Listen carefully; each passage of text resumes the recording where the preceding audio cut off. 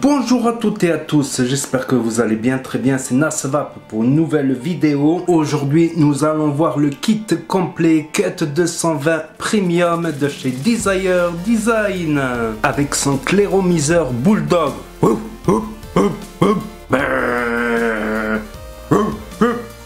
C'est un méchant clairomiseur avec des résistances en mèche comme la plupart des résistances en mèche actuellement. Donc n'hésitez pas à vous abonner et à mettre un gros pouce bleu si vous voulez que je continue à faire des vidéos comme cela. Merci.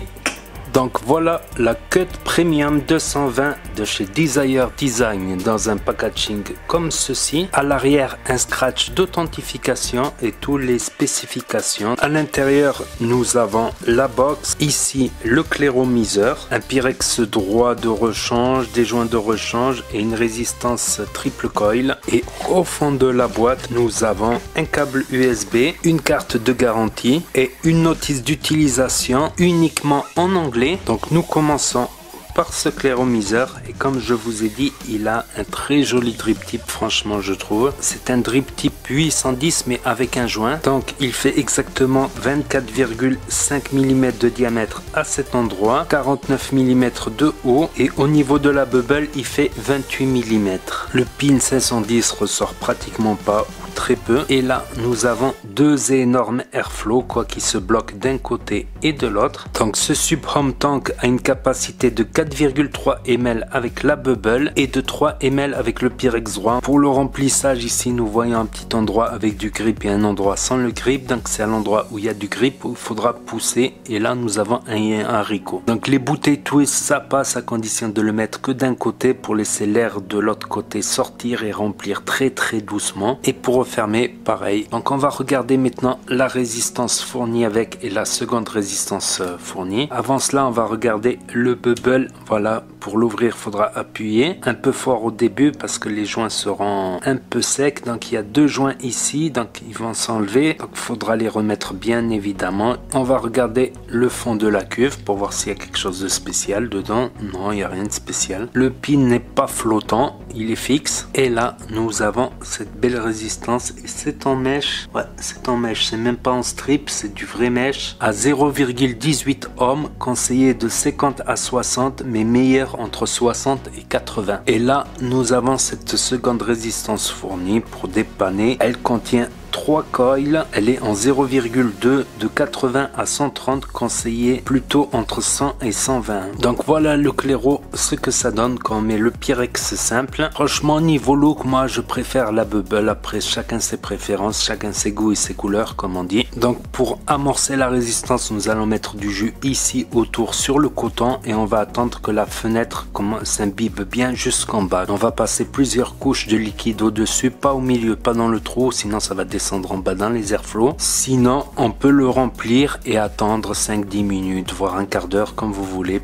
Une chose que j'avais pas remarqué, c'est que le drip tip à l'intérieur il est creux. Donc maintenant on va passer sur cette box là qui me fait penser étrangement à la Cut Skunk de Desire Design. Si vous vous rappelez de cette revue là, c'est exactement la même, le même format, le même design, sauf qu'ici il y avait une bottle pour faire remonter le jus pour les drippers BF. On pouvait mettre un AQ 21700, c'était la première BF 21700 il me semble. Bon, j'avais mis un petit scotch ici parce que le capot il bougeait un petit peu et dans cette version là le capot ne bouge absolument pas. Mais niveau hauteur, la Cut Skunk est plus haute et niveau largeur, c'est la double AQ qui est un peu plus profonde, un peu plus large. Donc elle fait 81 mm de haut sur 46 mm de large et 35 mm de profondeur ici. À savoir que les atos seront flush jusqu'au 25 mm. Donc elle pèse à vide 161 grammes, donc ça va, elle est pas trop lourde, mais avec les AQ un peu plus. Elle est fabriquée dans un alliage de zinc et aussi du plastique pour l'écran ici et du plastique qui recouvre. Mais la trappe elle est bien métallique. Donc la trappe à AQ est composée de 3 aimants assez puissant. Et quand on la recharge ici par USB, elle charge à 1 ampère, ce qui est pas mal pour la durée de vie des accus 1 ampère. Il est conseillé de charger dans un chargeur dédié. Donc voilà, le bouton Fire, il est cliquetis, le plus et le moins. Ici l'écran, ici la petite LED. En dessous, des trous d'aération et un pin 510 monté sur ressort évidemment. Donc à l'intérieur, nous avons la polarité, le plus et le moins. Donc c'est monté sur ressort. Je viens y mettre des VTC6. Donc pas de difficulté particulière à mettre les accus. Le plus, le moins, on appuie et ça rentre. Et là, nous avons cet écran et ce petit logo vert lumineux qu'on peut désactiver ou activer. Donc 5 clics pour l'éteindre. 1, 2, 3, 4, 5. 5 clics pour la rallumer. Et là, nous voyons la charge des deux batteries avec le pourcentage. Là, des petits triangles, c'est le design. Là, le mode, je me suis mis en wattage. Là, le nombre de watts. Là, je suppose le nombre de puffs. Là, le nombre de secondes. La valeur de la résistance et le voltage. Et pour entrer dans les menus, nous devons cliquer 3 fois. 1, 2, 3. Et là, nous avons le choix entre Novice, Advanced, Color, LED Set, Device. Novice, c'est un mode. Voilà, quand on appuie sur Novice, on n'a pas le réglage. Par exemple, j'y mets un atout. Voilà, ça fera un réglage automatique. Pour le changer, il faudra cliquer 3 fois. 1, 2, 3. Passer ici à Advanced. Et là, on a le wattage variable. Donc, on appuie sur Fire pour confirmer. Et sur plus pour changer, on a le TC-NI pour les plus expérimentés. Titan, SS, le TC-ERM2, le PMG qui est des courbes et le bypass où là, ça affichera le nombre de volts et là le wattage normal. Donc moi je préfère largement le wattage. Je reviendrai sur le contrôle température à la fin des réglages. Donc aussi évidemment on peut régler les watts en appuyant sur plus et moins et puis ça va de plus en plus vite. Et particularité qui est une bonne surprise, c'est que c'est de 1 watt en 1 watt. Alléluia, parce que 0,001 watt c'est un peu embêtant à la langue quand on va pas aérien. 1, 2, 3. Donc on a Advanced, donc on a Color. Donc les colors, voilà, c'est la couleur de l'écran ici. On peut la passer en bleu, en violet, en blanc, en orange. Je préfère le blanc finalement. Il y a LED set. Quand on clique sur LED set, on a LED statut. Donc soit on choisit Light On, c'est-à-dire qu'on laisse cette LED tout le temps. While Fired, ça veut dire que la LED s'allumera que dès qu'on met Fire. Et si on met Light Off, vous voyez, la LED s'est éteinte. Quand on vient en dessous sur LED Color, ben on peut choisir la couleur de la LED ici. Bleu, violet, blanche. Je vais mettre en bleu par contre. La device, donc la puff reset, si on veut reset les puffs, yes ou non. La défaut, c'est pour reset tous les réglages à 0, quoi, pour remettre la box à 0. Et la version, ben, c'est la version du chipset et le nom de la box. Donc maintenant, nous allons voir les autres modes dans Advanced. Donc là, il y a wattage variable, SE, TT, SS, M1, M2, et PMG. Et le PMG, c'est une sorte de courbe, quoi. Donc par exemple, on a sur 3 secondes, on peut faire comme une sorte de preheat, par exemple se mettre à 140% lors de la première demi-seconde et ensuite un peu moins lors de la deuxième et ensuite un peu moins lors de la... Pour sortir, il faudra rester appuyé longtemps et là on est sur le mode PMG. Et là nous allons voir le contrôle température, par exemple TI, TCSS par exemple. Et là on peut régler les Fahrenheit et quand on va jusqu'au bout, hop, on relâche, on réappuie et on arrive en degrés Celsius. Et là vous voyez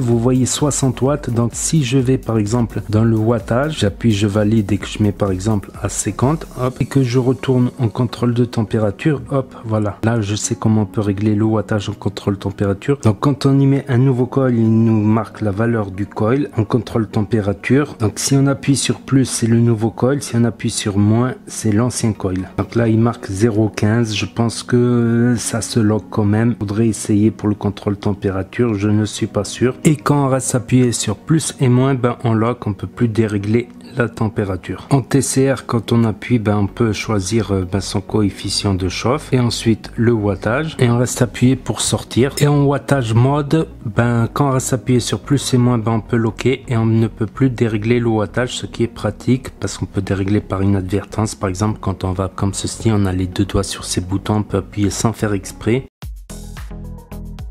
Donc le voici, le voilà, le kit rempli, prêt et tout. Là je suis à 80 watts.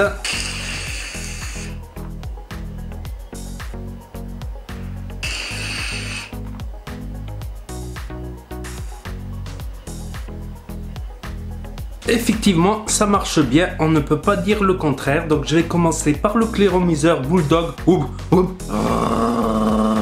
Je suis moi-même un bulldog, donc j'aime bien la vape de bourrin, quoi. C'est un méchant clairomiseur, on pourrait dire. Mais finalement, je trouve que c'est comme la plupart des clairomiseurs en mèche en ce moment. La plupart, tous très bons, que ce soit en saveur, au niveau de vapeur. Voilà un point positif, le remplissage, il est super sympa quand on se trompe pas de côté. Mais ça peut s'ouvrir accidentellement, quoi, donc ça c'est dommage. La résistance, elle dure très longtemps. Un autre point positif, c'est qu'il ne fuit pas comme la plupart des résistances en mèche actuellement. Je conseille plutôt du 70-80 VG sur un type de clairomiseur comme ça. Voilà, le clairomiseur en tout cas, il marche bien et un super look, je trouve, et le drip tip, je le trouve pas mal. Donc passons maintenant au point négatif.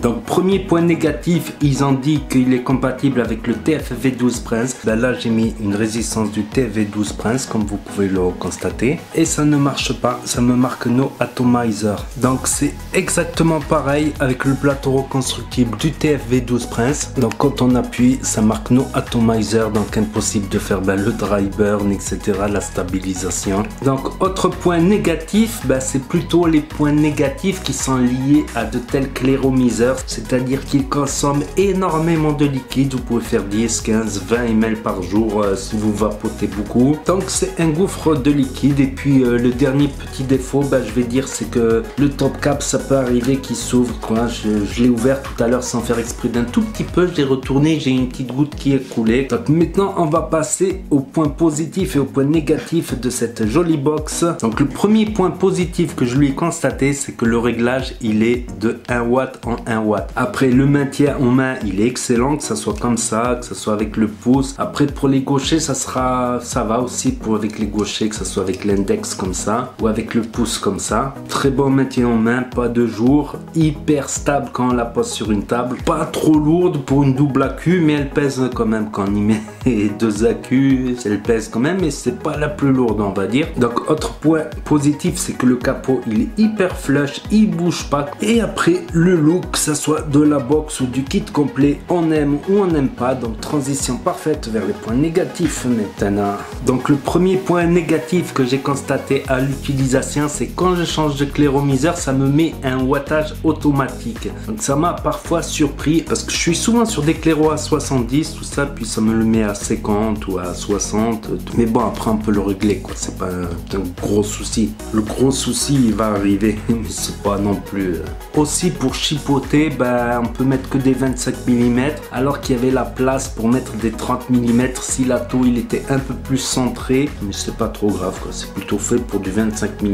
Voilà. Un autre point négatif que je me suis aperçu par hasard comme ça, je voulais changer les accus, j'ai tiré le capot comme ça et hop, j'ai enlevé la petite plaque en plastique, quoi. Donc je suis dégoûté. On voit les traces de colle ici, donc mais bon, sinon après voilà, faut bien tenir au niveau métallique ou céder là des petits trous ici, là du petit trou ici pour enlever.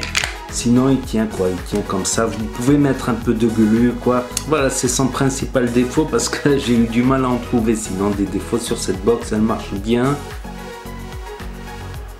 Donc maintenant passons au bilan final et à la note finale. C'est une box que j'aime bien malgré ce petit souci là du code, mais ça on peut le recoller. Je lui mets quand même un 8 sur 10 parce que le clairomiseur il reste relativement bon. La box elle a finalement très peu de défauts, donc 8 sur 10, 8 et demi, voilà, s'il n'y avait pas eu ce problème de capot. Mais 8 c'est déjà une bonne note. Donc merci encore à Desire Design de me l'avoir envoyé et je vais continuer à tester d'autres matériels. Donc n'hésitez pas à vous abonner si vous voulez suivre mes prochaines vidéos. N'oubliez pas les pouces bleus, les pouces bleus, les pouces bleus si vous ne voulez pas avoir de dry hit, évidemment. N'hésitez pas à commenter, à partager et je vous dis à très bientôt les amis les potos pour de nouvelles vidéos revues et tout cet ça va pas pour vous servir. Et vous savez très bien que si le courant passe, et ben la tueuse trépasse et ça va peu bien.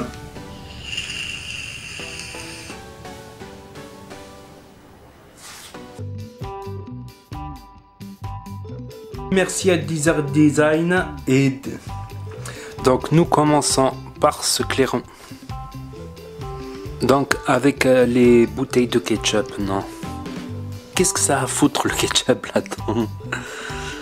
Sauf qu'ici il y avait la valeur de la... Ben, c'est une sorte de... Donc quand on y met un nouveau...